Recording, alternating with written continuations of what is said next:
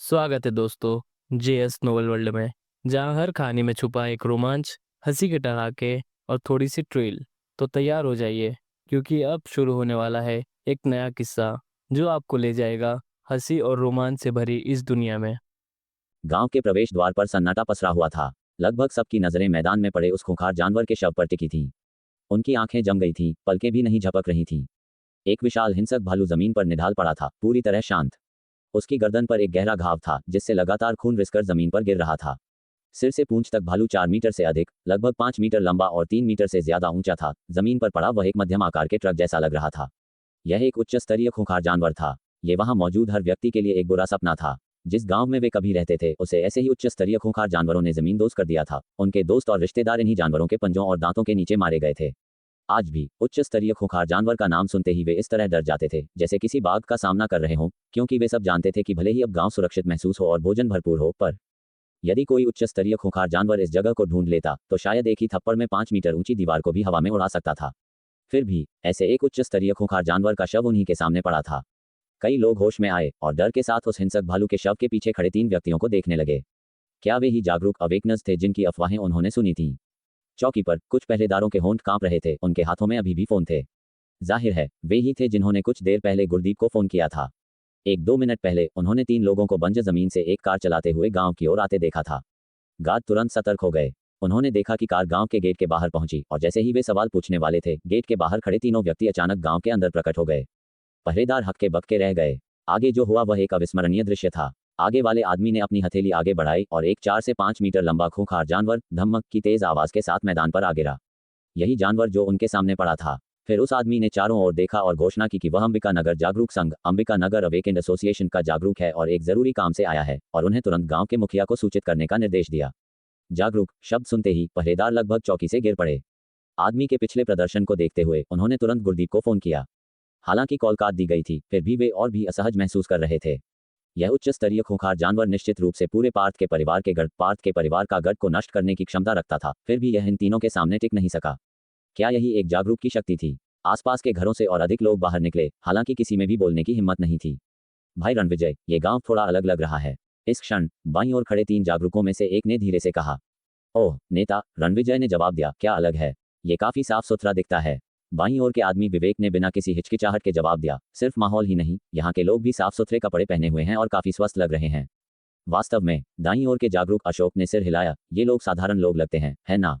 हम रणविजय ने चारों ओर देखा और सिर हिलाया। अब दोबारा ध्यान देने पर उन्होंने माना कि उन्होंने जो अन्य गांव देखे थे, उनकी तुलना में यह वास्तव में बहुत बेहतर था।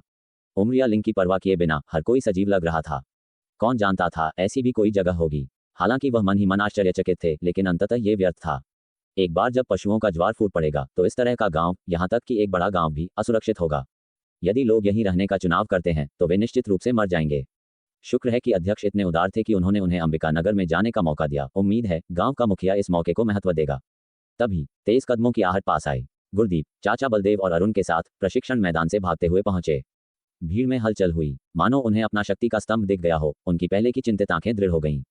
वह क्या है? करीब आने से पहले उन्होंने जमीन पर पड़े उस हिंसक भालू के शव को देखा और उनकी आंखें चौड़ी हो गईं। क्या ये एक उच्च स्तरीय खूंखार जानवर है? उन्होंने जानवर को पार कर उसके पीछे खड़े 3 लोगों को देखा।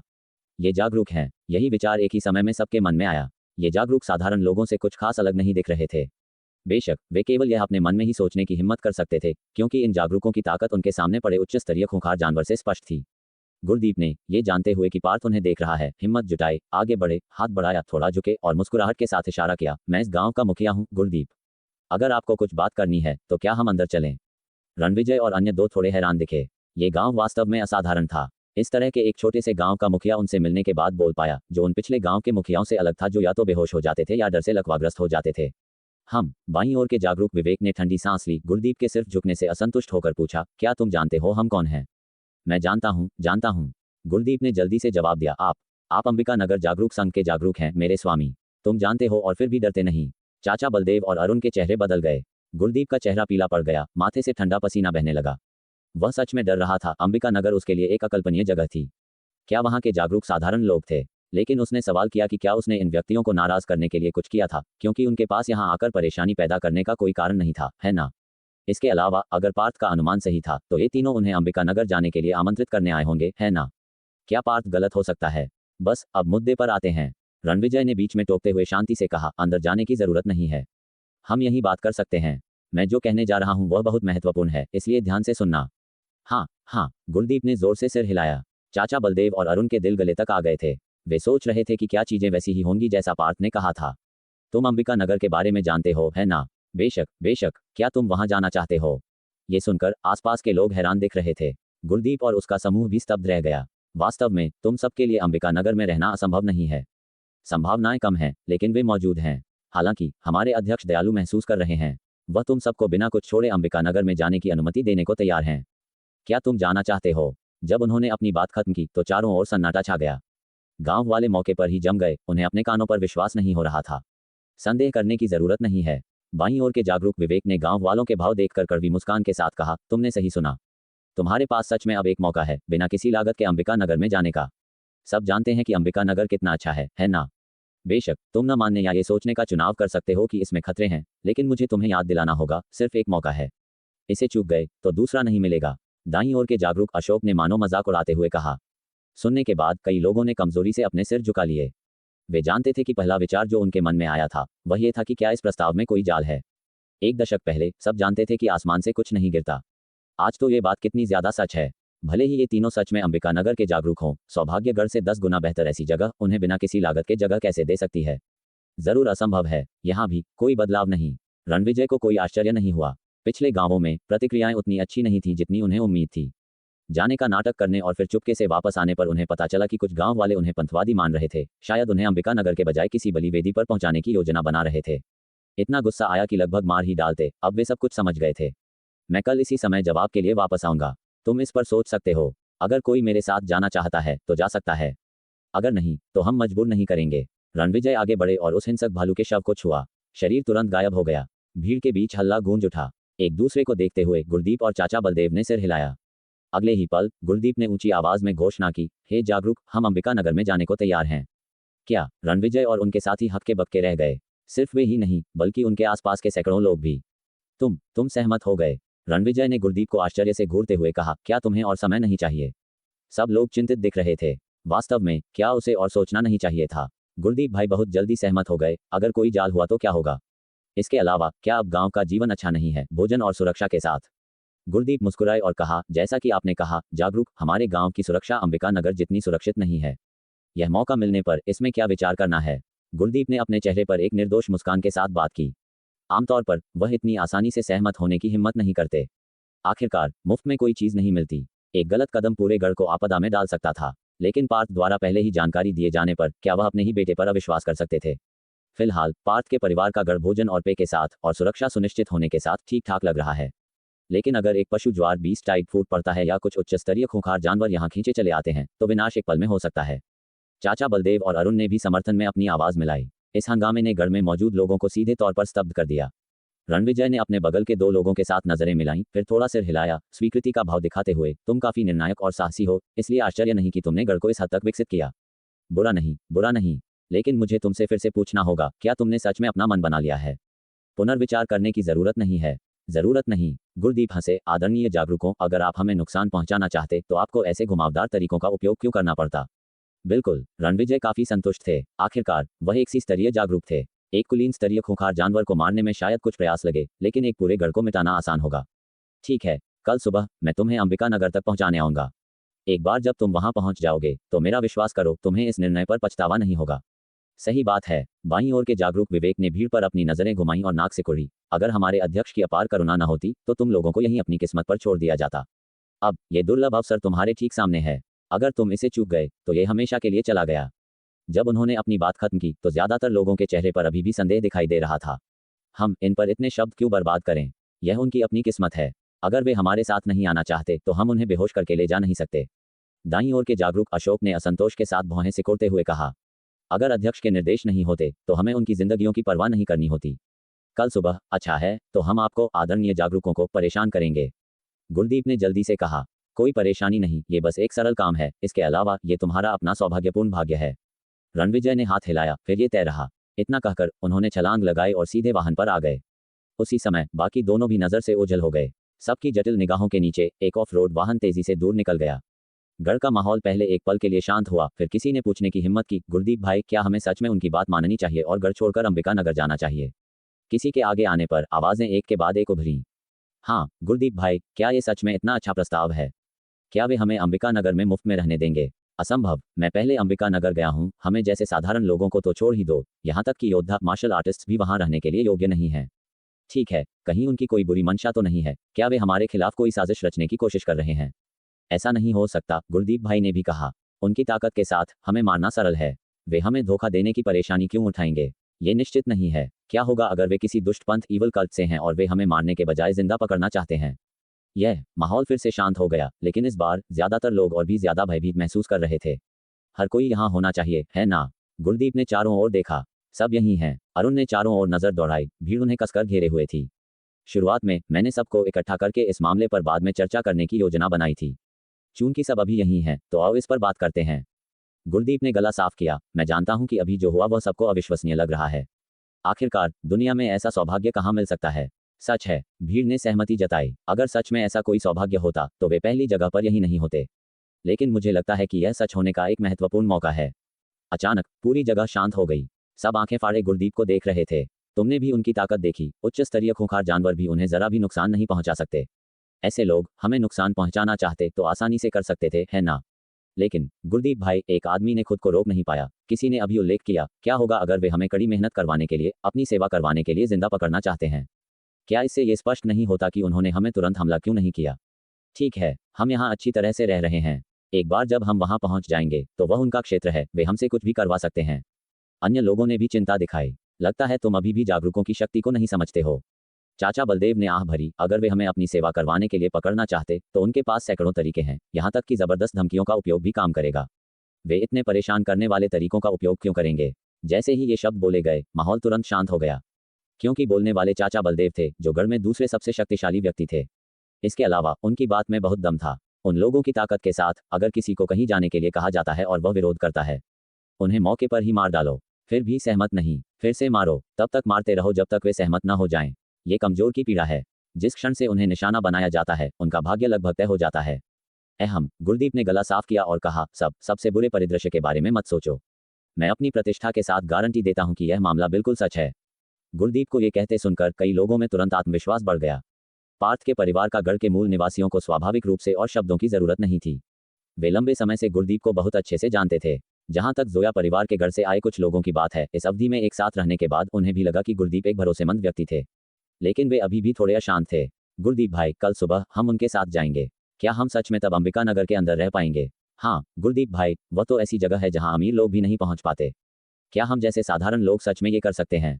बेशक, गुरदीप मुस्कुराए और कहा, जैसा कि मैंने कहा, उनके पास मुझे धोखा देने का कोई कारण नहीं है। सबसे बुरी स्थिति में अगर वे सच में हमें धोखा देते हैं तो मैं सबकी सुरक्षित वापसी भी सुनिश्चित कर सकता हूँ। ठीक है, जब गुरदीप भाई ऐसा कहते हैं तो हमारे पास संकोच करने के लिए कुछ भी नहीं है। आओ सामान बांध लें और कल सुबह जल्दी गुरदीप भाई के साथ अंबिका नगर चलें। ठीक है, अगर हम गुरदीप भाई पर भी भरोसा नहीं कर सकते तो और किस पर कर सकते हैं? गुरदीप, हम आपका समर्थन करते हैं। आप जहां जाएंगे हम वहीं जाएंगे। वास्तव में गुरदीप जहां जाएंगे हम वहीं जाएंगे। अधिकांश लोगों ने अपना मन बना लिया था। अंबिका नगर कितने लोगों ने अंदर जाने की कोशिश की है लेकिन सफल नहीं हो पाए। यहाँ बात कर रहे ज्यादातर लोग साधारण लोग हैं। अगर वे सच में वहां रह सकते हैं तो ये सर्वोत्तम संभव परिणाम होगा। फिर भी कुछ लोग थे जो परेशान दिख रहे थे। किसी को भी गुरदीप के चरित्र के खिलाफ कुछ नहीं कहना था। लेकिन क्या उनकी बातें अति उत्तम नहीं थीं? अगर कुछ अप्रत्याशित होता है तो क्या वह चाचा बलदेव और अरुण और अन्य लोगों के साथ भी सच में इतने सारे लोगों को उन कुछ जागरूकों के हाथों से बचा पाएंगे? कोई भी देख सकता था कि यह असंभव था। लेकिन अगर वे ये जोर से कहते तो क्या वे प्रवाह के खिलाफ नहीं जा रहे होते? इसलिए वे द्वंद्व में थे। अगर कोई नहीं जाना चाहता है तो हम उन्हें मजबूर नहीं करेंगे। इस क्षण चाचा बलदेव की आवाज सुनाई दी। यह मामला पूरी तरह से स्वैच्छिक है। सबकी आंखें खुद पर देखकर उन्होंने धीरे से कहा, जो लोग जाना चाहते हैं वे वापस जाकर सामान बांध लें और भोर में हमारे साथ निकलें। जो लोग नहीं जाना चाहते हैं वे पीछे रुक सकते हैं और हम रुकने वालों के लिए कुछ आपूर्तियां सप्लाईज छोड़ देंगे। बेशक उसके बाद उन्हें अपना गुजारा खुद करना होगा। ये सुनकर कुछ पहले से उत्तेजित लोग तुरंत शांत हो गए। हाँ, अगर गुरदीप और बाकी लोग चले जाते हैं तो गढ़ की मुख्य शक्ति उनके साथ चली जाती है। जो पीछे रह जाएंगे उनके लिए अब जितना समृद्ध जीवन जीना मुश्किल होगा। लेकिन इसके लाभ भी थे। अगर गुरदीप और बाकी लोग वापस नहीं आते हैं तो इस महत्वपूर्ण गढ़ के प्रभारी वे ही होंगे। शायद वे भी कुछ समय के लिए नेता होने का आनंद ले सकते हैं।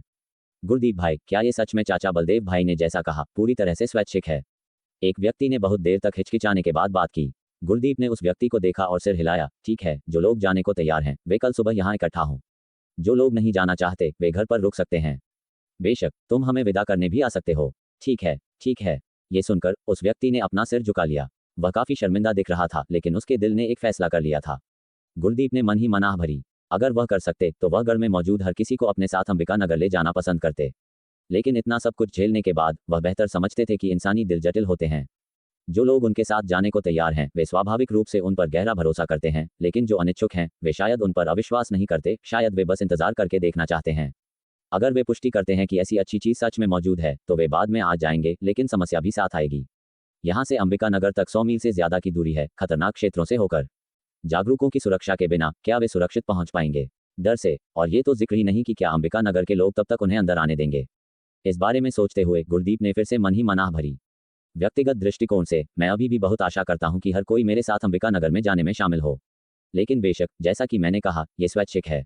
मैं रुकने वालों के लिए कुछ आपूर्तियां छोड़ दूंगा। बस यही है। ये कहकर वह मुड़े और जिस दिशा से आए थे उसी दिशा में वापस चल दिए। कोई भी दावत कभी खत्म नहीं होती। उन्होंने वह सब किया जो वह कर सकते थे, है ना? चाचा बलदेव और अन्य ने एक दूसरे को देखा और उनके पीछे हो लिए। उन्हें स्वाभाविक रूप से और कुछ नहीं कहना था। पार्थ ने व्यक्तिगत रूप से खबर दी थी और अंबिका नगर के जागरूक आ चुके थे। अब और क्या संदेह करना था? ऐसी बातें दूसरों को बताई नहीं जा सकती थी और न ही इसकी जरूरत थी। जल्द ही समूह चला गया। बाकी बचे लोग एक दूसरे को देख रहे थे। गौजी, क्या हम सच में गुरदीप भाई के साथ अंबिका नगर जा रहे हैं? बकवास। अगर तुम गुरदीप भाई पर भरोसा नहीं कर सकते तो किस पर कर सकते हो? क्या तुम भूल गए हो कि गुरदीप भाई के आने से पहले जीवन कैसा था? बिल्कुल, मेरा मानना है कि गुरदीप भाई हमारे भाग्यशाली सितारे हैं। उनके पीछे चलने से हमारे दिन निश्चित रूप से बेहतर होंगे। हाँ हाँ, अंबिका नगर, मैंने सुना है कि वहाँ बार, केटीवी और यहाँ तक कि इंटरनेट कैफे भी हैं। सच में? इंटरनेट कैफे भी? हे, बस यही सुना है। वैसे भी ये यहाँ से निश्चित रूप से बेहतर है। और बात नहीं, मैं सामान बांधने जा रहा हूँ। आज रात मिलते हैं। आज रात मिलते हैं। भीड़ तितर बितर हो गई। लगभग 100 लोग अभी भी वहीं खड़े थे, द्वंद्व में दिख रहे थे। उन्होंने एक दूसरे को देखा और धीरे धीरे 2-3 के समूहों में बिखर गए। उनके घरों में बंद दरवाजों के पीछे धीमी आवाजें सुनाई दे रही थीं। भाई, क्या तुम्हें लगता है कि इतनी अच्छी चीज हमारे साथ हो सकती है? हाँ, मुझे ऐसे भाग्य पर विश्वास नहीं है। उन जागरूकों की जरूर कोई योजना होगी। भले ही गुरदीप भाई उन पर विश्वास करते हों, मैं उन्हें समझाने वाला था, लेकिन उनका रवैया देखकर मैंने फैसला किया कि नहीं करूंगा। हाँ, यहाँ क्यों नहीं रुकते? हमें खाने और कपड़े की कोई चिंता नहीं है। अंबिका नगर जाने की परेशानी क्यों उठाएं? क्या होगा अगर वहाँ जीवन यहाँ से बदतर हो? हाँ, आखिरी उपाय के तौर पर अगर ऐसी अच्छी खबर सच में आती है तो हम बाद में जा सकते हैं, है ना? हमें समय पर पहुंच जाना चाहिए, है ना? एक पल के लिए पूरे गढ़ में कुछ सूक्ष्म माहौल था। पार्थ अपने घर की छत पर खड़े थे। आसपास की सभी आवाजें सुन रहे थे। खुश आवाजें थीं, चिंतित थीं, अपेक्षित थीं और उदासीन थीं। उन्होंने सिर हिलाया। उनका दिल अपेक्षाकृत शांत था। भले ही बाद में पशु ज्वार न आए, उन्होंने अपने परिवार को अंबिका नगर ले जाने का रास्ता जरूर निकाला होता। लोग उच्च स्थानों की तलाश करते हैं, जैसे पानी नीचे की ओर बहता है। एक साथ रहने पर, कुछ भी होने पर वह जल्दी पहुंच सकते थे। गढ़ के लोगों को साथ ले जाना मदद करने जैसा था। जो अनिच्छुक थे उन्हें वह मजबूर नहीं करते। आखिरकार भले ही वे अंबिका नगर में चले जाएं, कौन जानता है कि वे कितने पशु ज्वार का सामना कर सकते हैं। यहाँ तक कि उन्हें भी यकीन नहीं था। शायद अंबिका नगर के लोग पीछे छूटे लोगों से थोड़ा ज्यादा जी पाएंगे। यहाँ चीजें तय हो गई हैं। अब मेघा की बहन को ढूंढने का समय है। पार्थ ने उस ओर देखा जहां मेघा की बहन के परिवार वाले रहते थे और एक पल में गायब हो गए। क्या आप चाहते हैं कि मैं इस कहानी का अगला भाग लिखूं, या आपके पास कोई अलग प्लॉट है जिसका आप हिंदी में अनुवाद और आधुनिकीकरण करवाना चाहते हैं? बाहर क्या हो रहा है? दीपांजलि बिस्तर पर लेटी थी और उसने खिड़की से बाहर झांका। कुछ दिनों पहले की तुलना में वह और भी कमजोर दिख रही थी। मुझे नहीं पता। मेघा ने उसकी बात सुनकर बाहर देखा, फिर कटोरे में गर्म दलिया लाकर उसे ठंडा करते हुए बोली, दीदी, ये गर्म दलिया पी लो, तुम्हें अच्छा लगेगा। बस रख दो, जब भूख लगेगी तब पी लूंगी। मेघा ने दृढ़ता से सिर हिलाया। दीदी, तुमने सुबह से कुछ नहीं खाया है। अब लगभग दोपहर हो गई है।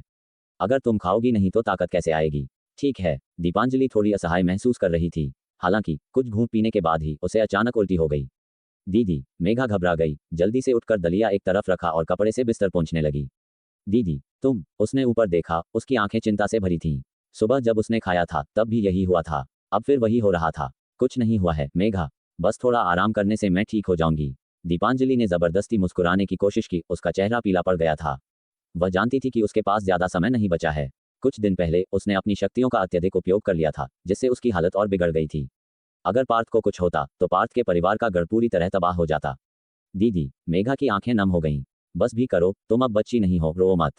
दीपांजलि ने अपनी कमजोर बांह बढ़ाकर अपनी बहन के आंसू पोंछे। लगता है अभी बाहर कुछ हुआ है, जाओ और देखो।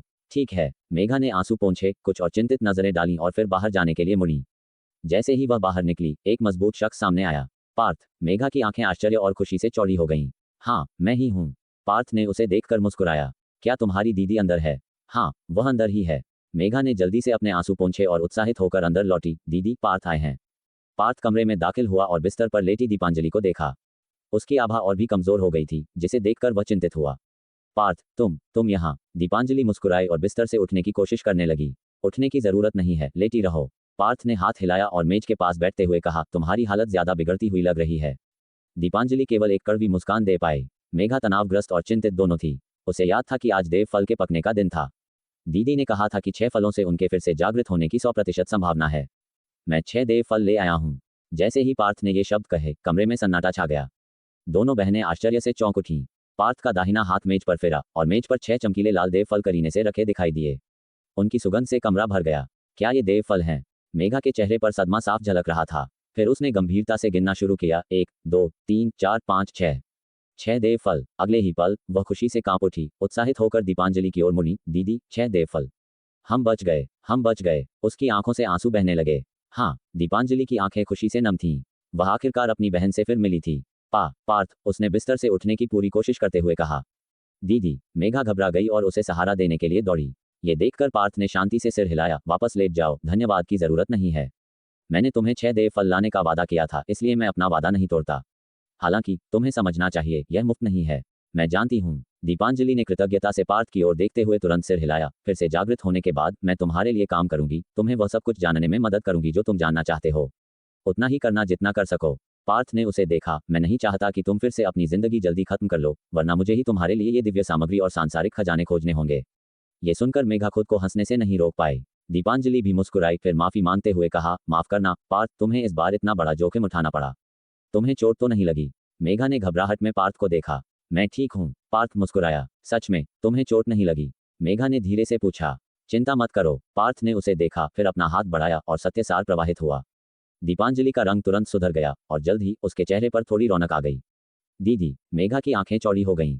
पार्थ, यह क्या है? दीपांजलि की आंखें चौड़ी हो गईं, उसे अंदर एक शक्ति का प्रवाह महसूस हुआ। मैंने तुम्हारे लिए कुछ मूल प्राण बहाल करने के लिए दिव्य प्रकाश शास्त्र का उपयोग किया है। पार्थ ने अपना हाथ वापस खींच लिया। दुर्भाग्य से ये केवल लक्षणों का इलाज कर सकता है, न कि मूल कारण का। ज्यादा से ज्यादा ये तुम्हें कुछ दिनों के लिए बेहतर महसूस करा सकता है। ये काफी है। दीपांजलि ने अपनी कृतज्ञता व्यक्त की। पार्थ, मेरी इतनी मदद करने के लिए धन्यवाद। पार्थ ने सिर हिलाया और उठ खड़ा हुआ। अभी के लिए बस इतना ही। अगर तुम्हें बाद में कोई समस्या हो तो बेझिझक मुझसे संपर्क करना। वैसे मैं एक बात बताना भूल गया। दोनों बहनें तुरंत चौकन्नी हो गईं। मेरा इरादा गढ़ के सभी लोगों को अंबिका नगर ले जाने का है।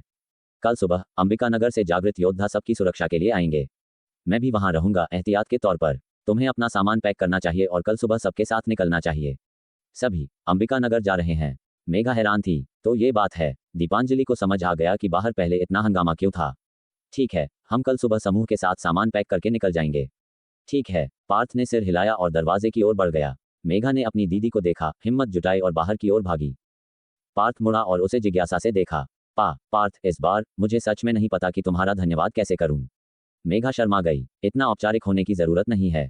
अगर तुम्हारी दीदी ने मुझे इसके बारे में नहीं बताया होता तो मुझे बचे हुए 6 देव फल नहीं मिलते। वैसे भी ये तो आपसी फायदा है ना? हाँ हाँ। मेघा ने बार बार सिर हिलाया। वापस जाओ, तुम्हारी दीदी को तुम्हारी देखभाल की जरूरत है। इतना कहकर पार्थ तुरंत गायब हो गया। मेघा चारों ओर खाली खाली देखती रही। पगली लड़की, वह जा चुका है। दीपांजलि हंसते हुए कमरे से बाहर आई। चले गए, चले गए। मेघा शर्मिंदगी से सिकुड़ गई। हाँ, उसके लिए एक साथ 12 देव फल लेना, उसकी ताकत जबरदस्त होनी चाहिए। भले ही वह बड़े शहरों के इस स्तर के जागृत योद्धाओं जितना मजबूत न हो, पर उससे ज्यादा दूर भी नहीं होगा। दीपांजलि ने आह भरी। ए स्तर के जागृत योद्धा। मेघा की आंखें चौड़ी हो गईं। अफवाह है कि इस स्तर के जागृत योद्धाओं में पशुराज स्तर के खूंखार जानवरों का मुकाबला करने की शक्ति होती है। पार्थ, क्या वह ऐसी शक्ति के स्तर तक पहुंच गया है? चलो अंदर चलकर बात करते हैं। दीपांजलि ने उसकी बांह खींची, उसे वापस अंदर ले गई और दरवाजा बंद कर दिया। मेज पर वे 6 देव फल बहुत आकर्षक लग रहे थे। दीदी, क्या ये देव फल हैं? ये कितने सुंदर हैं। मेघा खुद को रोक नहीं पाए और उन्हें घूरते हुए पास चली गई। हाँ, ये ही देव फल हैं। दीपांजलि पास आई, मेज के पास बैठ गई। उसके चेहरे पर एक जटिल भाव था। दीदी, तुम नाखुश क्यों दिख रही हो? मेघा ने भ्रमित होकर आंखें झपकाईं। नाखुश? दीपांजलि होश में आई, जबरदस्ती मुस्कुराए और कहा, तुम्हारे साथ और समय बिताने के लिए मैं खुश क्यों नहीं होंगी। बस मैं अंदर से थोड़ी चिंतित हूँ। दीदी, तुम्हें चिंता है कि हम सबके अंबिका नगर चले जाने के बाद क्रूर पशु लहर शुरू हो जाएगी, है ना? हाँ, दीपांजलि ने धीरे से आह भरी। अंबिका नगर सबसे बाहरी किनारे पर है। केवल बड़े शहर और 3 अति विशाल शहरों को ही सुरक्षित माना जा सकता है। भले ही पार्थ क्रूर पशु लहर की पहली लहर का सामना कर पाए, लेकिन बाकी शहर शायद न कर पाएं। उस समय अंबिका नगर बहुत संभव है कि एक अलग थलग द्वीप बन जाए। इतना कहकर उसने फिर से आह भरी। मेघा भी चुप हो गई, लेकिन जल्द ही उसके चेहरे पर मुस्कान आ गई और उसने कहा, दीदी, मुझे लगता है कि हमें पार्थ पर विश्वास रखना चाहिए। वह अपने वादे का पक्का है। अब वह सबको अंबिका नगर ले जा रहा है। उसे जरूर विश्वास होगा। हो सकता है तुम सही कह रही हो। दीपांजलि मुस्कुराई। देखा, मेघा की मुस्कान और भी उज्जवल हो गई। वहां से निकलने के बाद पार्थ उस बूढ़े व्यक्ति की ओर मुड़ा जो अभ्यास तकनीकें बेचता था। 100 या 200 मीटर की दूरी पर वह पल भर में वहां पहुंच गया। दूर से ही वह दूसरे पक्ष की दमदार आवाज सुन सकता था। क्या गांव के लोग अंबिका नगर जा रहे हैं? हाँ, अभी अभी अंबिका नगर से एक जागृत योद्धा आया था और कहा कि हमारे गांव के लोग मुफ्त में अंबिका नगर जा सकते हैं। पार्थ भाई ने सहमति दे दी और हमें अपना सामान पैक करके कल सुबह अंबिका नगर के लिए निकलने को कहा है। दादाजी, क्या आपको लगता है कि यह विश्वसनीय है? एक अधेड़ उम्र की महिला की आवाज सुनाई दी। विश्वसनीय? बिल्कुल नहीं, बूढ़े व्यक्ति ने शाप दिया। अंबिका नगर के वे जागृत योद्धा पूरी तरह से भ्रष्ट हैं। हमें मुफ्त में अंबिका नगर जाने देना। उनके इरादे अच्छे नहीं हैं। सच में? अधेड़ महिला ने दहशत में कहा। तो फिर हमें क्या करना चाहिए? पार्थ भाई पहले ही कह चुके हैं कि हम कल सुबह निकल रहे हैं। अविश्वसनीय, बूढ़े व्यक्ति ने दुख और पछतावे के साथ कहा। वह गुरदीप अभी भी बहुत छोटा है। किसी के चंद शब्दों पर विश्वास कर लिया। अगर सच में ऐसी अच्छी चीजें होती तो क्या वह उसे मिल सकती थी? हाँ, मुझे भी यही लगता है। दादाजी, आपके पार्थ भाई से अच्छे संबंध हैं। क्या आप पार्थ भाई से बात करके उन्हें अपना मन बदलने के लिए मना सकते हैं? मैं बूढ़ा व्यक्ति हकलाया। उस पार्थ बच्चे से मेरे अच्छे संबंध हो सकते हैं, लेकिन इसका मतलब यह नहीं है कि मैं उसके पिता से मिलता हूँ। तो फिर क्या? अधेड़ महिला ने आधा मुंह खोला। अहम। उसी क्षण खांसी की आवाज आई। पार्थ भाई। अधेड़ महिला की आंखें तुरंत चौड़ी हो गईं। एक और युवा महिला भी डरकर अपनी कुर्सी से उठ खड़ी हुई। पार्थ भाई। बूढ़े व्यक्ति के चेहरे पर तुरंत चापलूसी भरी मुस्कान आ गई। आप यहाँ क्यों? और बिना किसी पूर्व सूचना के? तुम दोनों पहले बाहर जाओ। पार्थ ने दोनों महिलाओं को देखा। जी। दोनों ने एक दूसरे की ओर देखा लेकिन आज्ञाकारी रूप से बाहर चली गईं। पार्थ ने रुचि से बूढ़े व्यक्ति के अब मोटे हो चुके चेहरे को देखा और एक कुर्सी पर जोर से बैठते हुए कहा, लगता है तुम हाल ही में बहुत अच्छी तरह से रह रहे हो, कुछ वजन बढ़ा लिया है। यह आपके सौभाग्य के कारण है पार्थ भाई। बूढ़े व्यक्ति ने दब्बू मुस्कान दी। ठीक है, बकवास बंद करो। मैं आज तुम्हें खोजने क्यों आया? क्या बात है? पार्थ सीधे मुद्दे पर आया। मैं जानता हूँ। बूढ़े व्यक्ति ने दाना चुगते मुर्गे की तरह अपना सिर हिलाया। मैंने आपके लिए पहले से ही तैयारी कर ली है, जवान आदमी। यह आपके बगल वाली अलमारी में है। इसे खोलिए और आपको दिख जाएगा। सच में? पार्थ उठा, पास गया और अलमारी खोली। पहले दराज में। पार्थ ने पहला दराज खींचा और अंदर करीने से रखी 3 गोपनीय पुस्तकें देखीं। जवान आदमी, ये तीनों असली चीज हैं। मैंने इन्हें सिर्फ तुम्हारे लिए बचाकर रखा था। देखो, क्या तुम संतुष्ट हो? बूढ़े व्यक्ति ने मुस्कुराते हुए कहा। पार्थ की आंखें उन पर घूमी और 1 सेकंड से भी कम समय में उसने तीनों किताबें वापस रख दी। बूढ़ा व्यक्ति चौंक गया। उसकी आवाज कांप रही थी। जवान आदमी, क्या तुम असंतुष्ट हो? वे नकली नहीं हैं, पार्थ ने कहा। वास्तव में? बूढ़े व्यक्ति ने राहत की सांस ली। ये तीनों मेरे खजाने हैं। मैंने इन्हें सिर्फ तुम्हारे लिए निकाला है, जवान आदमी। दुर्भाग्य से ये मेरे पास पहले से ही हैं। क्या? ये सुनकर बूढ़ा व्यक्ति सन रह गया। जवान आदमी, तुम्हारा मतलब है कि ये तीनों तुम्हारे पास पहले से हैं? हाँ, पार्थ ने सिर हिलाया। ये बूढ़ा व्यक्ति शर्मिंदा दिखा। क्या तुम्हारे पास कोई सर्वोच्च युद्ध कौशल है? पार्थ ने पूछा। सूर्य तेज कौशल से भी ज्यादा जबरदस्त कुछ? सूर्य तेज कौशल से भी ज्यादा जबरदस्त। बूढ़े व्यक्ति ने अविश्वास से अपनी आंखें चौड़ी कर लीं। लगता है तुम्हारे पास ऐसी कोई चीज नहीं है। ये देखकर पार्थ ने सिर हिलाया। ठीक है, फिर यही बात है। अपने घावों का अच्छे से ध्यान रखना। मुड़ते हुए पार्थ को अचानक कुछ याद आया और उसने कहा, जब मैं बाहर था तो मैंने सुना कि तुम अंबिका नगर के जागृत योद्धा के बुरे इरादों का जिक्र कर रहे थे। दरअसल ऐसा नहीं है। तुम्हारे लिए बेहतर होगा कि तुम कल जल्दी समूह के साथ निकल जाओ। लेकिन अगर तुम रुकना चाहते हो तो रुक सकते हो, हालांकि जो लोग रुकेंगे उनके साथ इतना अच्छा व्यवहार नहीं किया जाएगा। मैं समूह के साथ निकलूंगा। बूढ़े व्यक्ति ने जल्दबाजी में अपना हाथ उठाया। तुम सच में कुछ हो? पार्थ ने उसे बेबसी से देखा। जवान आदमी, एक मिनट रुको। पार्थ को जाते देख बूढ़े व्यक्ति ने जल्दी से बात की। क्या तुम्हें अचानक याद आया कि तुम्हारे हाथ में कोई सर्वोच्च युद्ध कौशल है? पार्थ ने अपनी आंखें सिकोड़ते हुए मुड़कर देखा। जवान आदमी, मेरे पास सच में कोई सर्वोच्च युद्ध कौशल नहीं है। बूढ़े व्यक्ति ने एक कड़वी मुस्कान दी। अभी मेरे पास जो सबसे अच्छा है वह सूर्य तेज कौशल है। मैं एक ऐसी जगह जानता हूं जहां तुम्हें वह मिल सकता है जो तुम तलाश रहे हो। ओह, पार्थ की रुचि बढ़ी और वह पूरी तरह से मुड़ गया। कहाँ? शीतल पर्वत। बूढ़े व्यक्ति ने 3 शब्द कहे। शीतल पर्वत। पार्थ ने माथे पर बल डाला। उसे इसके बारे में कोई याद नहीं था। हाँ, शीतल पर्वत, लेकिन 10 साल पहले इसे यह नहीं कहा जाता था। ये सैकड़ों साल पहले का नाम है। अब इसे क्या कहते हैं कोई नहीं जानता। पार्थ ने नाराज होने का नाटक किया। क्या तुम मेरे साथ मजाक कर रहे हो? तुम्हें ये तक नहीं पता कि यह कहाँ है और तुम चाहते हो कि मैं वहां जाऊं? जवान आदमी, जल्दी मत करो, मुझे बात पूरी करने दो।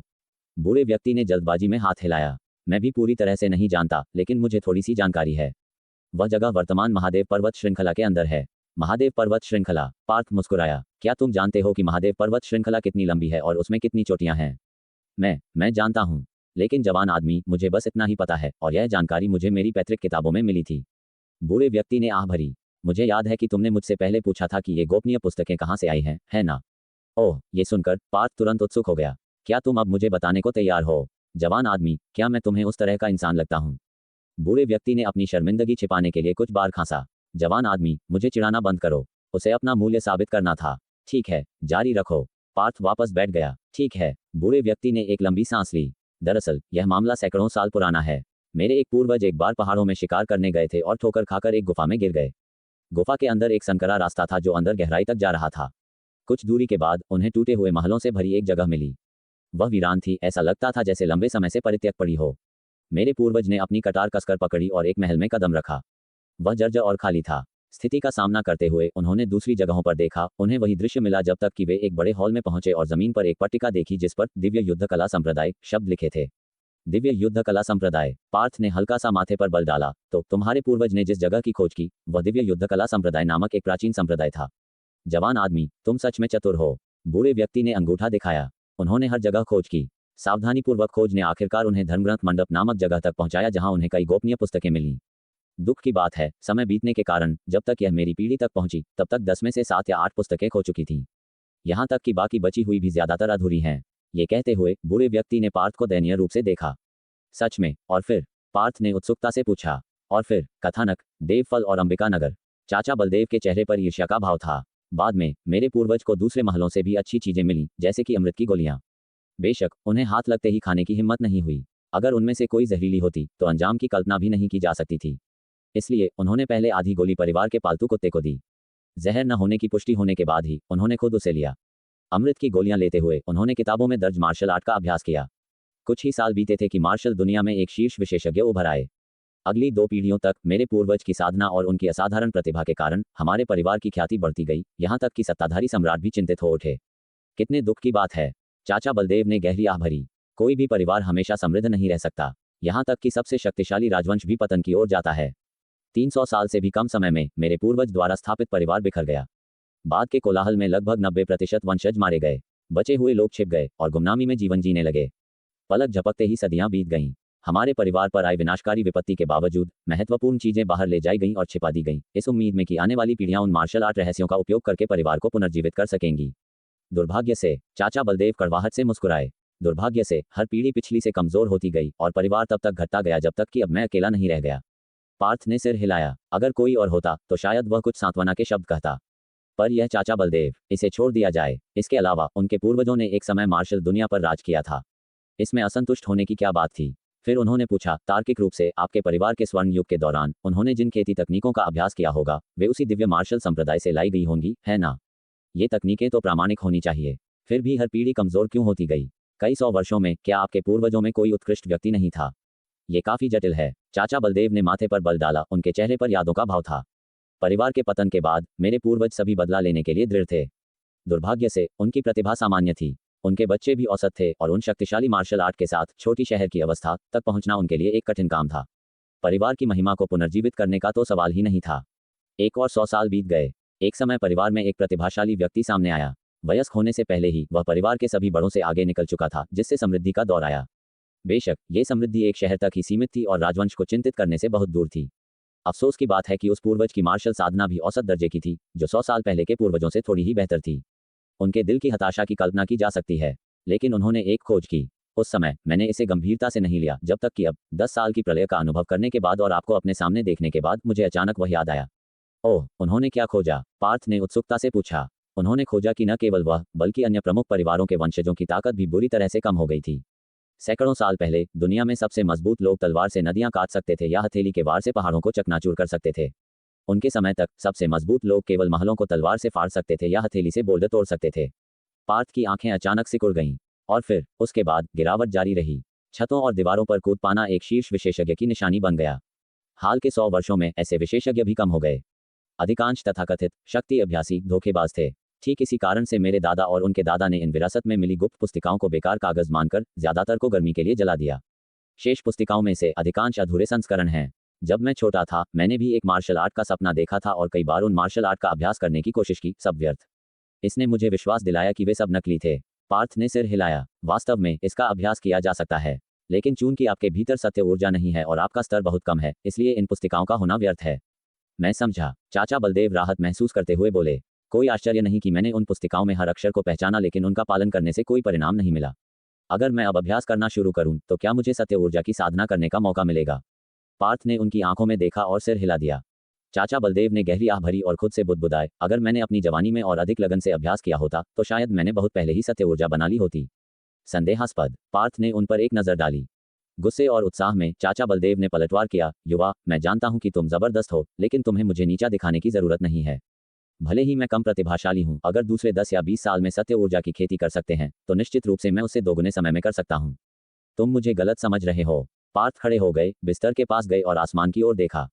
अगर 10 साल पहले संसार में ये परिवर्तन नहीं होता तो तुम मरते दम तक अभ्यास कर सकते थे, फिर भी तुम्हारे भीतर कभी सत्य ऊर्जा नहीं बनती। क्या? चाचा बलदेव की आंखें चौड़ी हो गईं। अचानक कुछ समझते हुए उन्होंने पूछा, युवा, क्या तुम कह रहे हो कि सत्य ऊर्जा का संबंध 10 साल पहले की घटना से है? ऐसा ही होना चाहिए, पार्थ ने कहा। चाचा बलदेव ने मुझे बताया, 10 साल पहले यहाँ तक कि महान विशेषज्ञ भी केवल मिंग जिन तक ही साधना कर पाते थे। तम शक्ति, योद्धा कम थे, रूपांतरण बल की तो बात ही छोड़ो। लेकिन अब न केवल रूपांतरण बल बल्कि आकाशीय मानव अवस्था के मार्शल आर्टिस्ट भी मौजूद हैं। आकाशीय मानव अवस्था, वह क्या है? चाचा बलदेव ने स्वाभाविक रूप से पूछा। कुछ नहीं। पार्थ ने उन पर एक नजर डाली। खांस खांस। चाचा बलदेव अजीब तरह से खांसे, ये जानते हुए कि पार्थ जानबूझकर जानकारी छिपा रहा था, उन्हें वह परेशान करने वाला लगा। दरअसल तुम्हारे परिवार का उत्थान और पतन इसे अच्छी तरह से दिखाता है, पार्थ बुदबुदाए। तुम्हारे पूर्वज जिन्होंने परिवार को पुनर्जीवित किया और तलवार से नदियों को फाड़ सकते थे, वह कम से कम आकाशीय मानव अवस्था में रहे होंगे या उससे भी आगे। बाद के सबसे मजबूत जो केवल बोल्डर तोड़ सकते थे शायद सत्यसार स्तर पर थे। बाद में जो छतों और दीवारों पर कूद सकते थे वे संभवतः नाड़ी शोधन स्तर या प्रारंभिक बल योद्धा थे। हाल के 100 वर्षों में प्रारंभिक बल योद्धा भी दुर्लभ थे। अधिकांश मार्शल आर्टिस्ट मांसपेशी शोधन स्तर पर थे। हाँ, ये सही है। चाचा बलदेव ने बार बार सिर हिलाया। जहां तक तुम्हारे पूर्वज द्वारा खोजे गए दिव्य मार्शल संप्रदाय की बात है, वह संभवतः आकाशीय मानव अवस्था से भी अधिक शक्तिशाली था, यहां तक कि उससे परे भी। लेकिन पार्थ ने माथे पर बल डाला, इतना शक्तिशाली संप्रदाय कैसे छोड़ा जा सकता था? उसके लोग कहाँ गए? आखिर क्या हुआ? वास्तव में, चाचा बलदेव ने विचार किया। पार्थ ने अपनी भौहें कस लीं। उन्हें एक संदेह था, क्या सदियों पहले, अगर सहस्राब्दियों पहले नहीं, तो क्या इसी तरह का सांसारिक परिवर्तन हुआ होगा? परिवर्तन के बाद स्वर्गिक शक्ति स्पिरिचुअल ची के पुनरुद्धार के साथ मनुष्य, जानवर, यहाँ तक कि पौधों ने भी अपनी सीमाएं तोड़ दी। इस प्रकार नदियों को फाड़ने में सक्षम शक्तिशाली व्यक्ति उभरे। लेकिन समय के साथ मार्शल आर्टिस्टों की सीमाएं धीरे धीरे कम होती गईं। जब तक कि 10 साल पहले स्वर्गीय विपत्ति। चाचा बलदेव अचानक चिल्लाए, तुमने क्या कहा? स्वर्गीय विपत्ति? पार्थ ने भ्रम में उनकी ओर देखा। चाचा बलदेव चौंक गए, उनका चेहरा भ्रम से भरा था। ऐसा लग रहा था कि उन्हें पता नहीं था कि उन्होंने वे शब्द क्यों बोले। पार्थ को खुद पर टकटकी लगाए देखकर चाचा बलदेव कड़वाहट से मुस्कुराए, युवा, मुझे नहीं पता कि मैंने ऐसा क्यों कहा। मुझे स्पष्ट रूप से याद है कि मैंने वे शब्द देखे थे, शायद किसी पूर्वज के अंतिम शब्दों में, और मैंने उन्हें अचानक बोल दिया। पार्थ ने उन्हें एक पल देखा, फिर धीरे धीरे नजर हटा ली। वह बता सकते थे कि चाचा बलदेव झूठ नहीं बोल रहे थे।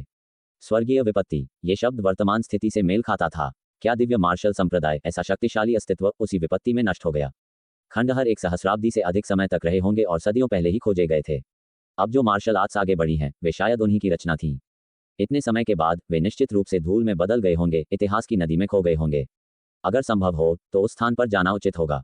शायद वहां सर्वोच्च मार्शल आर्ट से भी अधिक शक्तिशाली रहस्य हैं। पार्थ ने सोचा, चुपचाप आह भरते हुए। सर्वोच्च मार्शल आर्ट के निर्माता भी समय का विरोध नहीं कर सके।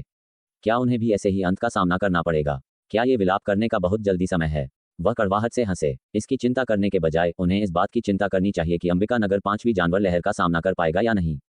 खैर, तुमने जो जानकारी दी है वह मूल्यवान है। पार्थ चाचा बलदेव की ओर मुड़े और थोड़ा सिर हिलाया। त्यानशान पर्वतमाला है ना? अगर मौका मिला तो मैं जाऊंगा। अच्छा अच्छा, चाचा बलदेव मुस्कुराए, अगर मैं कुछ मदद कर सका तो ये बहुत अच्छी बात है। अगर तुम कुछ और जानना चाहते हो तो बस पूछो, मैं तुम्हें वह सब बता दूंगा जो मुझे पता है। चाचा बलदेव को अलविदा कहने के बाद पार्थ वापस घर की ओर चल दिए। कुछ देर बाद उन्होंने सिर हिलाया। सैकड़ों या यहाँ तक कि हजारों साल पहले की बातें बहुत दूर की हैं। भले ही वर्तमान स्थिति से कुछ समानताएं हों, यह ऐसी चीज नहीं है जिसका पता रात भर में लगाया जा सके।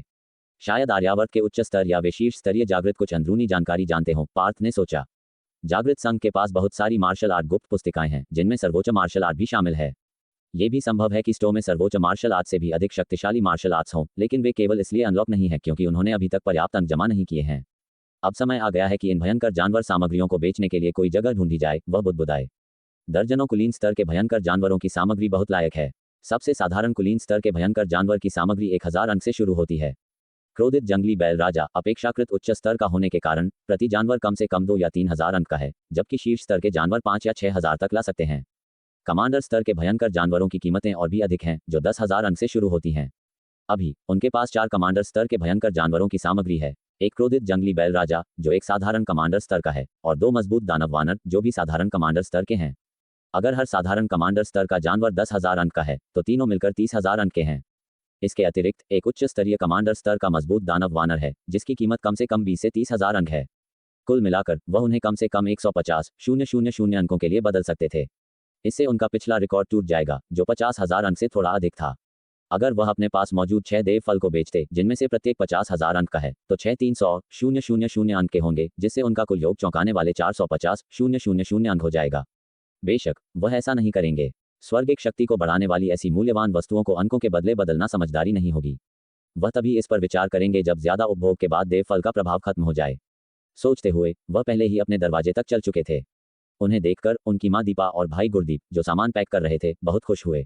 गुरदीप उनसे पहले मिल चुके थे, इसलिए वह ज्यादा भावुक नहीं हुए, लेकिन उनके चेहरे पर एक बड़ी मुस्कान थी। छोटू पार्थ, क्या हम अंबिका नगर में सुरक्षित जा रहे हैं? उनकी माँ दीपा ने घबराकर पूछा। हालांकि वह यहाँ ज्यादा दिन नहीं रही थी, लेकिन वह पहले ही इस जगह को घर मानने लगी थी। कल सुबह निकलना इतना अचानक लगा। माँ, चिंता मत करो, पार्थ ने उन्हें धीरे से सांत्वना दी। अंबिका नगर में मेरे होते हुए कोई भी आपको नुकसान नहीं पहुंचा पाएगा। देखो, छोटू पार्थ ने खुद कहा है, चिंता की क्या बात है? गुरदीप ने मुस्कुराते हुए कहा। यहाँ से जाने में अनिच्छुक मत हो। अंबिका नगर की स्थितियां यहाँ से कहीं बेहतर हैं। हाँ, इस जगह और अंबिका नगर के बीच कोई तुलना नहीं है। दीपा ने सिर हिलाया। वह अच्छी तरह जानती थी कि हर पहलू में अंबिका नगर पार्थ के परिवार के घर से बेहतर था। उन्हें बस इस जगह को छोड़ने का थोड़ा मन नहीं कर रहा था। अभी समय था, इसलिए पार्थ ऊपर जाने की जल्दी में नहीं थे। इसके बजाय उन्होंने अपने परिवार को सामान पैक करने में मदद की। इस दुर्लभ फुर्सत के पल का आनंद लिया। लगभग आधा घंटा बाद वह चुपचाप ऊपर गए। उन्होंने 6 देव फल अपने सामने रखे। मुझे आश्चर्य है कि इसका क्या असर होगा, उन्होंने बुदबुदाया। एक देव फल उठाया और एक टुकड़ा खाया। एक ताज़ा सुगंध उनके मुंह में भर गई, जिसमें मिठास का एक संकेत था, जो कुछ हद तक ड्रैगन फ्रूट जैसा था। जैसे ही उन्होंने निगला, उनके दिमाग में एक सूचना दिखाई दी। देव फल का सेवन किया गया, स्वर्गिक शक्ति में 1000 अंक की वृद्धि हुई। पार्थ ने सूचना पर नजर डाली और फिर देव फल पर, जिसमें अब एक छोटा सा टुकड़ा खाया गया था, फिर भी लगभग 10वां हिस्सा बचा था। इसका मतलब था कि पूरे देव फल का सेवन करने से उनकी स्वर्गिक शक्ति में 10,000 अंकों की वृद्धि होगी। कोई आश्चर्य नहीं कि इतने सारे लोग इसे चाहते हैं, यहाँ तक कि कमांडर स्तर के भयंकर जानवर भी इसके पीछे हैं। पार्थ ने सिर हिलाया। अपने आंकड़ों पर एक नजर डालते हुए अब भी उनकी स्वर्गिक शक्ति लगभग 270,000 थी। एक अकेला देव फल सीधे 10,000 अंकों की वृद्धि प्रदान करता है। और वह सिर्फ एक था। क्या होगा अगर उन्होंने 6 का सेवन किया? अगर उन्होंने बाद में अपने शरीर को और बढ़ाया, तो वृद्धि और भी भयानक होगी। हालांकि इसने उन्हें एक चेतावनी भी दी। पहली बार जब उन्होंने देव फल का सेवन किया, तो स्वर्गिक शक्ति में 10,000 अंकों की वृद्धि हुई, एक महत्वपूर्ण प्रभाव। फिर भी इसने कई स्तर के जागृतों को आकर्षित नहीं किया। एक तरफ वे इसके बारे में अनजान हो सकते हैं, दूसरी ओर अगर उन्हें पता भी होता तो शायद वे परवाह नहीं करते। हो सकता है कि उनकी स्वर्गिक शक्ति पहले से ही हजारों से लेकर लाखों तक हो। इस अदला बदली से मिले अंकों के साथ देखते हैं कि क्या मैं सूर्य अवलोकन तकनीक को अनलॉक कर सकता हूं। अगर नहीं, तो मैं पहले स्वर्गिक शक्ति बढ़ाने के लिए जादू की तकनीक खरीदूंगा, पार्थ ने सोचा। चंद्रमा अवलोकन तकनीक की उन्नत तकनीक के रूप में सूर्य अवलोकन तकनीक का स्वर्गिक शक्ति को बढ़ावा देने में प्रभाव कम नहीं होना चाहिए। इसके अलावा ये तकनीक को बेहतर बनाने के लिए आवश्यक अनुभव बिंदुओं को भी कम करेगा, जिससे एक तीर से 2 शिकार होंगे। जल्दी से उन्होंने पूरा देव फल खा लिया। उनकी स्वर्गिक शक्ति लगभग 270,000 से बढ़कर 280,000 अंक से अधिक हो गई। मुझे आश्चर्य है कि दूसरे देव फल का क्या असर होगा, पार्थ बुदबुदाए जब उन्होंने दूसरा देव फल उठाया और एक टुकड़ा खाया। निगलने के बाद एक और सूचना दिखाई दी। देव फल का सेवन किया गया, स्वर्गिक शक्ति में 800 अंक की वृद्धि हुई। अभी भी स्वीकार्य। पार्थ थोड़े उत्साहित थे। देव फल संघ में अन्य स्वर्गीय सामग्री और सांसारिक खजाने की तरह प्रासमान सीमांत प्रभाव वाला था। पहले का सबसे पर्याप्त प्रभाव था और बाद वाले के साथ प्रभाव कम होता जाएगा। लेकिन इस उदाहरण से प्रभाव उतना कम नहीं हुआ जितना उन्होंने उम्मीद की थी। यह अपनी क्षमता का लगभग 80% बनाए रखता था। उन्होंने जल्दी से दूसरा देव फल खा लिया और उनकी स्वर्गिक शक्ति में एक और 8,000 अंकों की वृद्धि हुई। तीसरा वाला, पार्थ ने कुछ प्रत्याशा के साथ एक टुकड़ा खाया। इस बार अनुभव अंक केवल 600 बढ़े, 200 अंकों की कमी। अगर यह इसी तरह जारी रहता है तो चौथा केवल 400 अंक जोड़ेगा, पांचवा 200 और छठा 0। नहीं नहीं, उन्होंने सिर हिलाया। ये 0 नहीं होना चाहिए, भले ही ये कम प्रभावी हो, हमेशा कुछ प्रभाव होना चाहिए। सोचकर भले ही एक अकेला टुकड़ा केवल 200 अंक स्वर्गिक शक्ति जोड़े, एक पूरा फल अभी भी 2000 अंक बढ़ाएगा। और क्या मांगा जा सकता है। जल्दी से तीसरा देव फल खा लिया गया। चौथा वाला जैसा कि अपेक्षित था, इसका 10वां हिस्सा खाने से स्वर्गिक शक्ति में केवल 400 अंकों की वृद्धि हुई, इसलिए पूरे फल ने 4000 अंक प्रदान किए। 5वें फल ने स्वर्गिक शक्ति के 2000 अंक प्रदान किए। कुल मिलाकर कुल 30,000 अंक स्वर्गिक शक्ति का इजाफा हुआ। मूल 270,000 अंक स्वर्गिक शक्ति के आधार पर यह एक 9वां की वृद्धि थी, जो एक वृद्धि सत्र के प्रभाव के बराबर थी। केवल एक आखिरी बचा है। पार्थ ने छठा देव फल उठाया। एक पल झिझकने के बाद उन्होंने एक टुकड़ा खाया। आखिरकार ऐसी मूल्यवान वस्तु का उपयोग खुद पर करना सबसे अच्छा है। इसके अतिरिक्त वह 5 फलों का सेवन करने के बाद छठे फल का प्रभाव देखना चाहते थे। देव फल का सेवन किया गया, स्वर्गिक शक्ति में 100 अंक की वृद्धि हुई। उनके दिमाग में सूचना की एक पंक्ति दिखाई दी। 100 अंक। पार्थ ने सिर हिलाया, ये सोचते हुए कि यह उनकी अपेक्षा से थोड़ा अधिक था। अगर उन्होंने पूरा फल खाया तो यह 1000 अंक स्वर्गिक शक्ति होगी। उन्होंने पैनल पर एक नज़र डाली। इस 1000 अंकों की गिनती करके वह आखिरकार 30 लाख स्वर्गिक शक्ति के निशान को तोड़ सकते थे। अगर मैं देव फल का सेवन करना जारी रखता हूं तो वृद्धि शायद फिर से आधी हो जाएगी, इसलिए एक पूरा फल मेरी स्वर्गिक शक्ति को केवल 500 अंक तक बढ़ा सकता है, जो बहुत कम है। पार्थ ने सिर हिलाया। कुछ दिनों बाद एक बार जब सम्राट का शक्ति अवलोकन कौशल अनलॉक हो जाता है, अगर उन्हें और देव फल मिलते हैं तो वह स्थिति के आधार पर उन्हें संघ को बेच सकते हैं या अपने परिवार और दोस्तों को दे सकते हैं। पलक झपकते ही सभी 6 देव फल खा लिए गए। पार्थ ने अपने होंठ चाटे। ईमानदारी से कहूं तो स्वाद काफी अच्छा था। उन्होंने सोचा कि इन 6 फलों से मेघा की बहन की स्वर्गिक शक्ति कितनी बढ़ेगी। 30,000 अंक तो निश्चित रूप से बढ़ने चाहिए। कल तक अभी जल्दी है, मुझे समय बर्बाद नहीं करना चाहिए। चलो एक बड़ा शहर ढूंढता हूँ, जागृत संघ को भयंकर जानवर सामग्री सौंपता हूँ और फिर वापस आकर रसायन विज्ञान को जारी रखता हूँ। पार्थ खड़े हो गए। अभी ढिलाई बरतने का समय नहीं है। जहां तक एक बड़े शहर को चुनने की बात है, ये काफी सरल था। विवेक जैसे किसी व्यक्ति के लिए जिसकी अंबिका नगर जैसे छोटे शहर में जागृतों के बीच कुछ प्रतिष्ठा है, एक मध्यम या बड़े शहर में कोई फर्क नहीं पड़ेगा। बड़े शहरों में 20 स्तर के जागृतों की तो बात ही छोड़ो, ए स्तर के जागृतों की भरमार है। कुछ कमांडर स्तर के भयंकर जानवर सामग्री इतनी सनसनीखेज नहीं होगी। अंबिका नगर के द्वार के बाहर पूरा इलाका लोगों से भरा हुआ था। पुरुष, महिलाएं और यहाँ तक कि बुजुर्ग और बच्चे भी बड़े बड़े थैले, बर्तन और पेन ले जा रहे थे। इतने सारे लोगों के बावजूद दृश्य असामान्य रूप से शांत था। किसी ने जोर से बोलने की हिम्मत नहीं की और फुसफुसाहट वाली बातचीत भी सतर्क थी। सब लोग एक लाइन बनाओ और अपने सामने वाले व्यक्ति का अनुसरण करो। इधर उधर मत देखो, वरना केवल भगवान ही जानते हैं कि क्या हो सकता है। एक जागृत ने शहर के द्वार पर व्यंग्य किया। कल शहर के बाहर के 2 गांवों के लोग अंबिका नगर में चले गए। शहर के अंदर के मूल निवासी इससे बिल्कुल भी खुश नहीं थे। वे बस अपना गुस्सा व्यक्त करने से बहुत डरते थे। अब शहर के बाहर के छोटे गांवों के लोग भी अंदर जा सकते थे। ये स्पष्ट था कि लोग इसके बारे में क्या सोचेंगे। भले ही संघ ने कई बार आदेश दिया था कि कोई परेशानी न हो, अगर ये बाहरी लोग वास्तव में अलग हो जाते हैं तो परिणाम स्पष्ट होंगे। सभी ने बार बार सिर हिलाया, अंदर से घबराए हुए लेकिन उम्मीद से भरे हुए थे। क्या अध्यक्ष विवेक सच में उन्हें अंबिका नगर में मुफ्त में रहने देंगे? मौजूदा स्थिति को देखते हुए ये संभव लग रहा था। क्या होगा अगर वे सच में अंदर जा सकें? थोड़ी दूर पर 2 या 3 आकृतियां धीरे धीरे पास आईं। उनमें से एक ने अंबिका नगर की ओर इशारा किया और कहा, रविंद्र भाई, आगे वाला शहर अंबिका नगर है। हम उनका नेतृत्व रविंद्र कर रहे थे, जिन्हें देवगढ़ के नगर स्वामी ने जांच के लिए भेजा था। उनकी वेशभूषा साधारण थी, जो शहर के द्वार पर कतार में खड़े शरणार्थियों के साथ घुल मिल गई। चलो स्थिति की जांच करते हैं। याद रखना, जब तक बिल्कुल आवश्यक न हो अपनी शक्ति उजागर मत करना। समझ गया। बाकी दोनों ने एक साथ जवाब दिया। तीनों आगे बढ़ते रहे। जैसे ही वे शहर के बाहर के 2 शिविरों से गुजरे, उन्होंने कुछ असामान्य देखा। इन दोनों शिविरों में ज्यादा लोग नहीं दिखते। बाएं वाले व्यक्ति ने भ्रमित लहजे में बात की। वास्तव में यहाँ मुश्किल से कोई है। दूसरे व्यक्ति ने चारों ओर देखा और बुदबुदाया, क्या चल रहा है? यहाँ कोई क्यों नहीं हो सकता? रविंद्र को भी अंदर से पजल लगा। उन्होंने शहर के द्वार की ओर देखा, जहाँ बड़ी संख्या में लोग खड़े थे। हालांकि कुल मिलाकर 1000 से ज्यादा नहीं थे। पास के दोनों शिविरों में कुछ हजार, शायद 20,000 तक लोग समा सकते थे। वे सभी लोग कहाँ चले गए थे? क्या उनके साथ कुछ हुआ होगा? उसी क्षण एक व्यक्ति एक बड़े थैले को लेकर घरों में से एक से बाहर निकला। रविंद्र और उनके साथियों ने नजरें मिलाईं। रविंद्र भाई, मैं जाकर पूछता हूँ कि क्या चल रहा है, बाएं वाले व्यक्ति ने कहा, जिसका नाम जयेश था। जब थैला लिए हुए व्यक्ति शिविर के द्वार से बाहर निकला तो जयेश उसके पास पहुंचे। अरे भाई! थैला लिए हुए व्यक्ति तुरंत चौकन्ना हो गया और स्वाभाविक रूप से अपने थैले को कसकर पकड़ लिया। क्या तुम क्या चाहते हो? मैं तुम्हें चेतावनी दे रहा हूँ, यह अंबिका नगर है। आसपास जागृत व्यक्ति हैं। अगर तुम परेशानी खड़ी करते हो तो तुम बच नहीं पाओगे। जयेश की आंखों में तिरस्कार की एक झलक दौड़ी। अंबिका नगर के जागृत, अगर वे सब भी आ जाएं तो भी वह डरेंगे नहीं। लेकिन बाहर से उन्होंने डर का नाटक किया और जल्दी से अपने हाथ हिलाए। भाई, तुम गलत समझ रहे हो। हम यहाँ परेशानी खड़ी करने नहीं आए हैं। हम बस तुमसे यहाँ की स्थिति के बारे में पूछना चाहते थे। वह व्यक्ति चिढ़ गया और कहा, मैं व्यस्त हूँ, मुझे परेशान मत करो। वह जयेश के पास से गुजरकर शहर के द्वार की ओर चल दिया। जयेश का चेहरा काला पड़ गया। धिक्कार है, एक चींटी तेवर दिखा रही है। वह जरूर जीने से थक गया होगा। अगर दूसरों को सतर्क करने का डर न होता तो वह यहीं इस आदमी को मुक्का मारकर मार डालता। दूसरे जागृत अतुल मुस्कुराते हुए आगे बढ़े, ठीक उसके रास्ते को रोकते हुए। वह आदमी तुरंत गुस्सा हो गया। इसका क्या मतलब है? क्या तुम चाहते हो कि मैं किसी को बुलाऊं जो तुमसे निपटे? वह बस कुछ भूला हुआ सामान लेने आया था और अब उसे ये 3 अजीब लोग मिल गए। कितना बुरा भाग्य। शांत हो जाओ दोस्त। अतुल ने अपनी कोट में हाथ डालने का नाटक किया। जब उन्होंने अपना हाथ बाहर निकाला तो उसमें सिगरेट का एक पैकेट था। यह क्या है? उस आदमी की आंखें चमक उठी और उसका कंठ बैठ गया।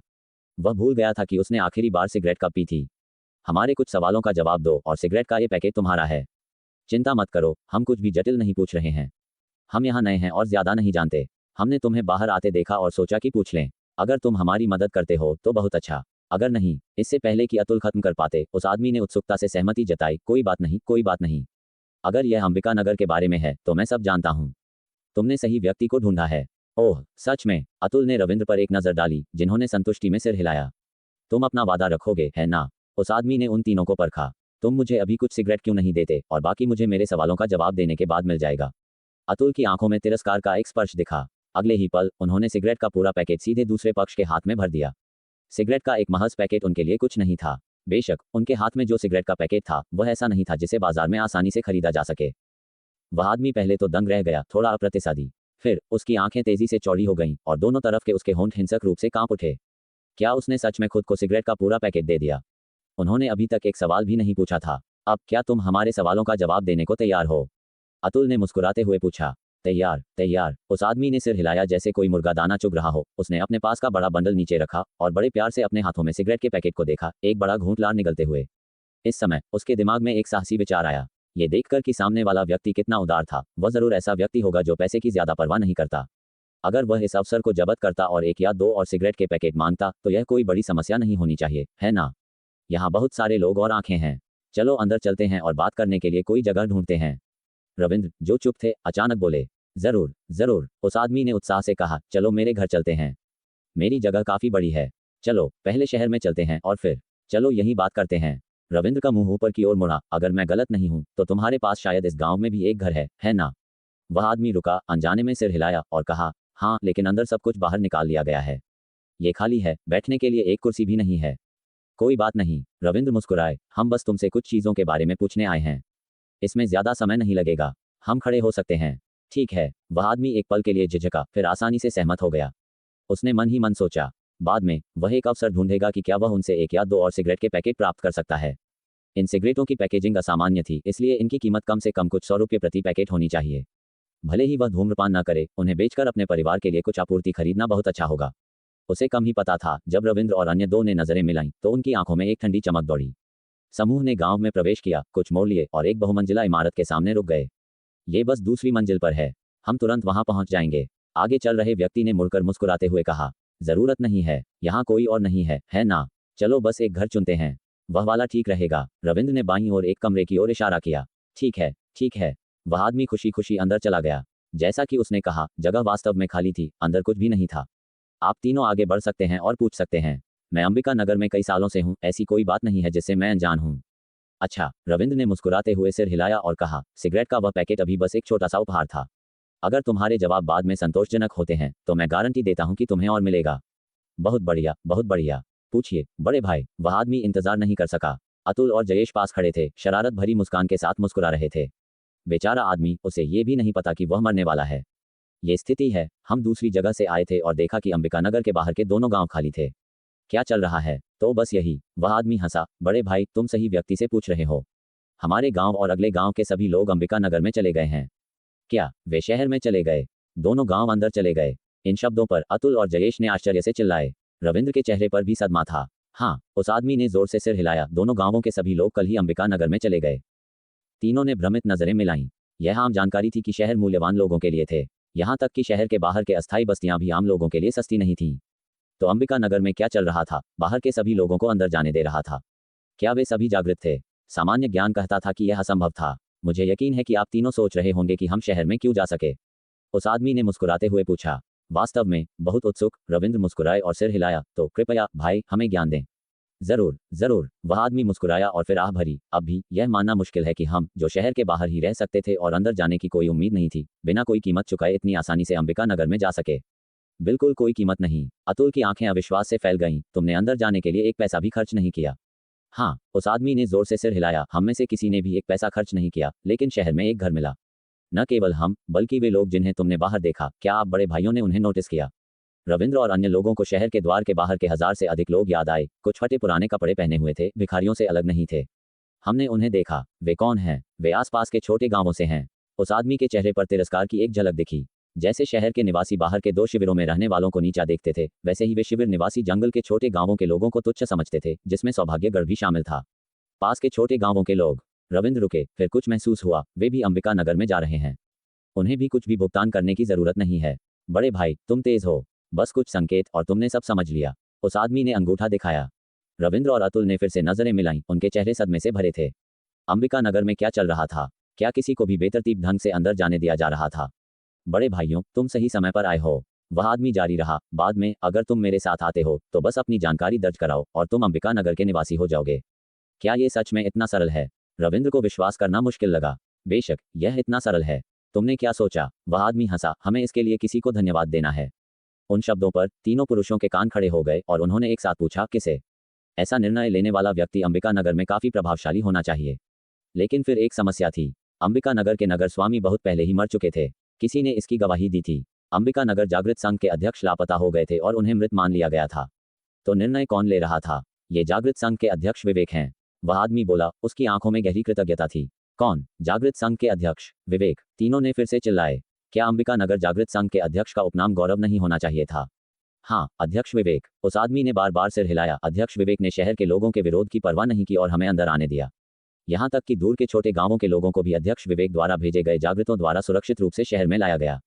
वह वास्तव में एक अच्छे इंसान हैं। तो ऐसा है। तीनों को एहसास हुआ, लेकिन तुरंत गहरा संदेह पैदा हुआ। सबसे पहले, यह विवेक कौन थे? इस आदमी के अनुसार वह अंबिका नगर जागृत संघ के अध्यक्ष थे। तो क्या उन्होंने पूर्व अध्यक्ष के साथ कुछ होने के बाद पद संभाला? ये समझ में आ सकता है। लेकिन दूसरा सवाल था, वह ऐसा क्यों कर रहे थे? इतने सारे बेकार लोगों को शहर में आने देने से केवल बोझ बढ़ेगा। यह एक धन्यवाद रहित काम था, है ना? क्या बात है, बड़े भाइयों? उनके भ्रमित भाव देखकर उस आदमी ने उत्सुकता से पूछा, क्या मैंने कुछ अस्पष्ट कहा? नहीं, तुम बहुत स्पष्ट थे। रविंद्र ने कहा, क्या तुम जानते हो कि अध्यक्ष विवेक ऐसा क्यों कर रहे हैं? वह आदमी रुका, फिर अपना सिर खुजलाया। क्या ये स्पष्ट नहीं है? अध्यक्ष विवेक का दिल दयालु है और वह हमें शहर के बाहर दुख झेलते हुए नहीं देख सकते, इसलिए उन्होंने हमें अंदर आने दिया। दरअसल शहर में अभी भी बहुत सारी खाली जगहें हैं। मैंने सुना है कि, लेकिन इसे फैलाना मत। मैं केवल तुम्हें बताता हूँ, बड़े भाइयों, क्योंकि मुझे लगता है कि हम सच में अच्छी तरह से मिले। रविंद्र और अन्य दोनों को प्रत्याशा का एक झटका लगा। चिंता मत करो भाई, क्या हम गपशप करने वाले लगते हैं? अतुल मुस्कुराए। नहीं नहीं। वह आदमी भी हंसा, फिर अपनी आवाज कम की। मैंने सुना है कि यह अध्यक्ष विवेक नए नियुक्त हुए हैं। पिछले अध्यक्ष हम गरीब लोगों को अंदर आने देने के बजाय उन विशाल खाली जगहों को खाली रहने देंगे। अध्यक्ष विवेक अलग हैं। जैसे ही वह आए, उन्होंने वे खाली जगहें हमें बांट दी। वह वास्तव में एक महान इंसान है। भगवान उन्हें लंबी उम्र दें। ये सुनकर रविंद्र और अन्य दो ने मन ही मन कटाक्ष किया। एक महान इंसान, ज्यादा संभावना है कि एक पाखंडी होगा। भले ही वह वास्तव में महान हो, तो क्या यह अभी भी घिनौना था? ओह, और हमें अध्यक्ष हिमांशु को भी धन्यवाद देना होगा। उनके बिना अध्यक्ष विवेक यहाँ अध्यक्ष पद संभालने के लिए नहीं आते। उस आदमी ने अचानक जोड़ा। ठीक। तो दोस्तों, ये था आज का सफ़र जीएस नोवेल वर्ल्ड के साथ, जहाँ हर कहानी में होता है ट्विस्ट और थोड़ी सी मस्ती। अगर आपको मज़ा आया हो तो लाइक, शेयर और सब्सक्राइब करना ना भूलें। मिलते हैं अगले एपिसोड में। तब तक बने रहिए जीएस नोवेल वर्ल्ड के अद्भुत दुनिया के साथ।